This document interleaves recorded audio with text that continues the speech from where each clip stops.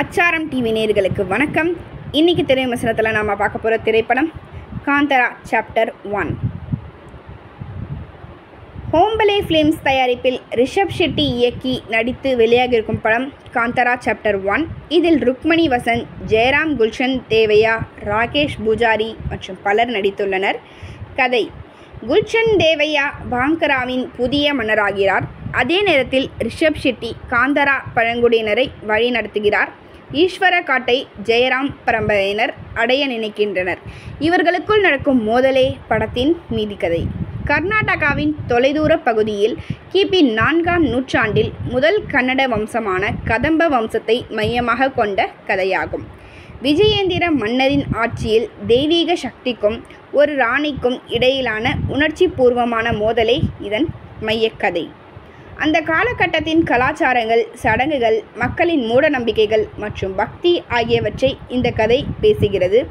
ஒரு இளவரசிக்கும் ஒரு கிராம இளைஞனுக்கும், அதாவது ருக்மணி வசந்த், ரிஷப் ஷெட்டி அவர்களுக்கு இடையிலான காதல், அதன் மீது ராஜ குடும்பத்தின் தாக்கம் எப்படி இருந்தது என்பதும் கதையின் ஒரு பகுதியாக சொல்லியிருக்கிறார்கள். இப்படத்தின் பின்னணி அமைப்பு மற்றும் காட்சி அமைப்புகள் பெரும் பலமாக உள்ளது. ரிஷப் ஷெட்டியின் நடிப்பு, சண்டை காட்சிகள், நடனம் என அற்புதமான நடிப்பை கொடுத்துள்ளார். ரிஷப் ஷெட்டியின் நடிப்பு, சண்டை காட்சிகள், நடனம் என அற்புதமான நடிப்பை கொடுத்துள்ளார். கதாநாயகியாக ருக்மணி வசந்த் நடிப்பும் அருமை. ஜெயராம், குல்ஷன் தேவையா, ராகேஷ் பூஜாரி என இதில் நடித்திருக்கும் அனைவரும் அவரவர் கதாபாத்திரம் உணர்ந்து சிறப்பாகவே நடித்துள்ளனர். அரவிந்த் கஷ்யப் ஒளிப்பதிவு படத்திற்கு பெரிய பலம். KM பிரகாஷ் மற்றும் ஷோவித் ஷெட்டி படத்தொகுப்பு முதல் பாதியில் கொஞ்சம் கத்தடி போட்டிருக்கலாம். அஜனேஷ் லோக்நாத் இசையில் பாடல்களும் பின்னணி இசையும் படத்தின் வெற்றிக்கு வலு சேர்த்துள்ளது. இயக்குனர் ரிஷப் ஷெட்டி எல்லோரும் ரசிக்கும்படியான பிரம்மாண்ட படத்தை வெற்றி படமாக கொடுத்துள்ளார். பாராட்டுகள். முதல் 30 நிமிடம் என்னடா படம் என்று இருக்கும்.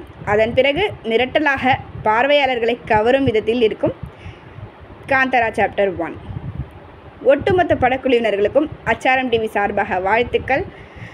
அனைவரும் அச்சாரம் டிவியை சப்ஸ்கிரைப் பண்ணிக்கோங்க. கூடவே அந்த பெல் ஐகானை மறக்காமல் ப்ரெஸ் பண்ணிடுங்க. நன்றி.